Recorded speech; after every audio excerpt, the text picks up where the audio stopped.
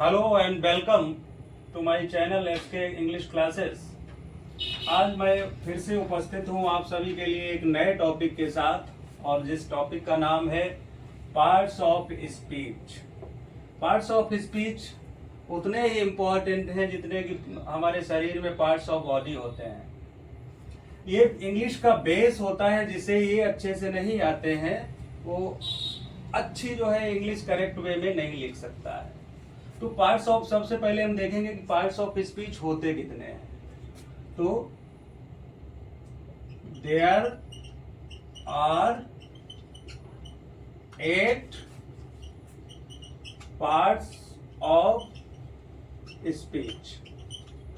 Parts of speech जो है 8 होते हैं। कितने? 8 होते हैं। लेकिन कुछ जो है आधुनिक ग्रामेरियंस डिटरमिनर्स को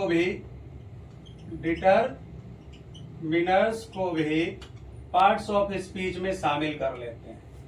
लेकिन हम कुछ डिटरमिनर्स जो है एडजेक्टिव में पढ़ लेते हैं, और ये आर्टिकल्स जो ए एंड द होते हैं उन्हें हम अलग से पढ़ लेंगे, तो इसकी जरूरत नहीं है। तो हम क्या करेंगे, 8 जो पार्ट्स ऑफ स्पीच होते हैं हम आज उन्हीं के बारे में जानेंगे। तो ये होते कौन कौन से 8? Number 1, noun. जैसा कि हम सभी लोग जानते हैं नाउन होता क्या है, एक शब्द में सीख लीजिए। नाउन क्या होता है? नेमिंग वर्ड होता है। नाउन जो होता है नेमिंग वर्ड होता है। जितने भी नाम हैं, चाहे वो पर्सन का हो, चाहे वो प्लेस का हो, चाहे वो एनिमल का हो, और चाहे वो थिंग का हो, जितने भी नाम होते हैं वो सारे क्या हैं? नाउन होते हैं। राइट? दूसरे शब्दों में अगर हम कहें, जो चीज हमें दिखाई देती है, जिसे हम टच कर सकते हैं, जो हम सोचते हैं, वो सब नाउन होता है। राइट? एग्जाम्पल्स जैसा कि हम सब लोग जानते हैं, राम, इंडिया, डॉग, बुक, ये सारे नाउन के उदाहरण हैं। राइट? अगला है प्रोनाउन। राइट? प्रोनाउन को हम अगर एक शब्द में बोलें तो रिप्लेसिंग वर्ड हम इसे बोल सकते हैं। Pronoun is the replacing word. क्या होता है? जो नाउन को रिप्लेस करता है, जो शब्द नाउन की जगह पर यूज किया जाता है, हम उसे प्रोनाउन बोलते हैं। राइट? देखिए, फॉर एग्जाम्पल हम कह सकते हैं, Ram is a student. He is a good boy. अब यहां पर देखिए, राम की जगह पर हमने यहां किसका यूज किया? ही का। तो ही क्या है? प्रोनाउन है। रिप्लेस कर दिया नाउन को। तो इस तरह से जो शब्द सेंटेंस में नाउन की जगह पर यूज किया जाए, नाउन को रिप्लेस करे, उसी को हम प्रोनाउन कहते हैं। ओके? अब नंबर 3 हम देखते हैं एडजेक्टिव। एडजेक्टिव को अगर हम एक शब्द में बताएं तो ये होता है क्वालिफाइंग वर्ड। एडजेक्टिव का काम क्या होता है? ये क्वालिटी बताता है, अच्छी हो या खराब हो। ये नाउन और प्रोनाउन को क्वालिफाई करता है। जैसे he is a good boy. Right? तो यहां पर गुड क्या है? एडजेक्टिव है, और क्वालिफाई किसे कर रहा है? नाउन वाई की विशेषता को बता रहा है। तो इस तरह से जो जो जो एडजेक्टिव जो होता है वो नाउन और प्रोनाउन की विशेषता को बता देता है। आगे बढ़ते हैं। अगला है वर्ब। वर्ब को हम बोलते हैं सेइंग, वर्ड या स्टेट, टेलिंग वर्ड।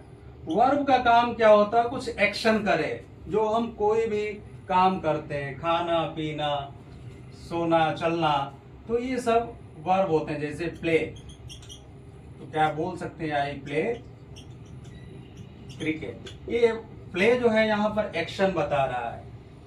अगर हम कहें he is a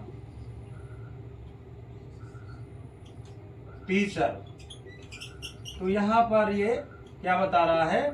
is verb है लेकिन एक्शन नहीं कर रहा है, बल्कि स्टेट बता रहा है, स्टेट बता रहा है। राइट। तो एडजेक्टिव का काम क्या है? नाउन प्रोनाउन की विशेषता बताना। वर्ब का काम क्या है? कि क्रिया करना, कार्य करना या किसी की स्टेट को बताना। ओके। अब जो हम देखते हैं अगला है एडवर्ब। एडवर्ब, इसे अगर हम एक शब्द में डिफाइन करें तो ये क्या होता? मॉडिफाइंग वर्ड होता है। या ये जो है एडवर्ब, जैसा कि शब्द से ही हो रहा एडवर्ब, ये वर्ब की मीनिंग में जो शब्द कुछ जोड़ दे उसी को हम एडवर्ब कहते हैं। जैसे एडवर्ब का काम होता है एडजेक्टिव, वर्ब या एनोदर एडवर्ब के मीनिंग में कुछ जोड़ना। राइट। जैसे हमने बोला he is a very good man. Right. तो यहां पर जो वेरी है एडवर्ब है, और इसने गुड जो एडजेक्टिव है उसके मीनिंग में कुछ ऐड कर दिया, उसके अर्थ में कुछ जोड़ दिया, इसलिए वेरी क्या है? एडवर्ब है। सिमिलरली अगर हम कहें ही रन्स फास्ट, रन क्या है? वर्ब है, और फास्ट क्या है? एडवर्ब है। इसने वर्ब के मीनिंग में कुछ ऐड कर दिया, कुछ जोड़ दिया, या कहें इसे मॉडिफाई कर दिया, इसलिए फास्ट क्या है? एडवर्ब है जो वर्ब रन को मॉडिफाई कर रहा है। Proceeding to the next. अगला है प्रीपोजिशन। प्रीपोजिशन, प्रीपोजिशन का अगर हम बोलें, इसे एक शब्द में डिफाइन करें तो ये होता है रिलेशन शोइंग वर्ड। राइट। तो प्रीपोजिशन जो होता है ये क्या करता है? नाउन से पहले आता है, प्रोनाउन से पहले आता है, और उनका रिलेशन अदर शब्दों के साथ दर्शाता है। जैसे the book is on the table. Right. तो ऑन जो है नाउन टेबल से पहले आया है और उसका रिलेशन दूसरे शब्दों के साथ दर्शा रहा है। ऐसे ही अगर हम बोलें the frog jumped into the pond। Right. Again फिर से इनटू जो है क्या है? प्रीपोजिशन है। नाउन पॉन्ड से पहले आया और उसका रिलेशन दूसरे शब्दों के साथ दर्शा रहा है, इसलिए इनटू क्या है? प्रीपोजिशन। तो फिर से एडवर्ब मॉडिफाई करता है एडजेक्टिव वर्ब या किसी और अन्य एडवर्ब को। प्रीपोजिशन जो है रिलेशन दिखाता है ये नाउन से पहले आता है और दूसरे शब्दों के साथ उसका रिलेशन स्थापित करने वाले शब्द को हम प्रीपोजिशन बोलते हैं. The seventh one is conjunction. Conjunction. Conjunction को अगर हम एक शब्द में डिफाइन करें तो ये होता है अ ज्वाइनिंग वर्ड. कंजंक्शन का काम होता है जोड़ने का, ज्वाइन करने का. ये दो शब्दों को, दो फ्रेजेस को या दो क्लॉजेस को जोड़ने वाले, सेंटेंसेस को जोड़ने वाले शब्द को हम कंजंक्शन कहते हैं. जैसे Ram and Shyam are friends, right. तो यहां पर एंड क्या है? कंजंक्शन है. इसने दो शब्दों को जोड़ दिया. सिमिलरली अगर हम बोलें he failed because he did not work hard. He failed because he did not work hard. ठीक है. यहां पर जो है कंजंक्शन क्या कर रहा है? दो क्लॉजेस को जोड़ रहा है. कंजंक्शन क्या है? बिकॉज हमारा कंजंक्शन है, राइट. और लास्ट वन जो है वो है interjection. Interjection. Interjection a sudden feeling showing word. Interjection का काम क्या होता है? कोई अचानक जब बात आती है, अचानक फीलिंग आती है, वहां पर हम इंटरजेक्शन का यूज करते हैं. और इसमें हमेशा जो है मार्क ऑफ इंटरजेक्शन और मार्क ऑफ एक्सक्लेमेशन लगा रहता है. जैसे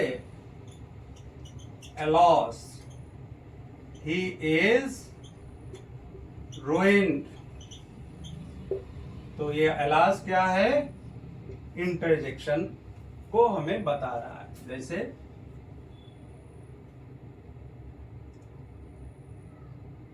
oh, my leg is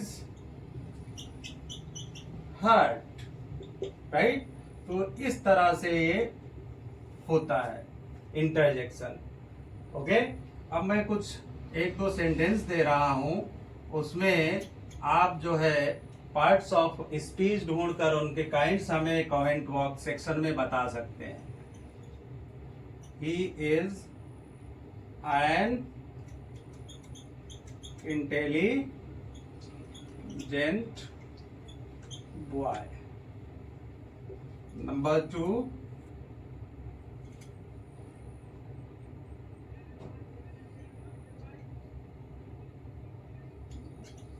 Deepak plays cricket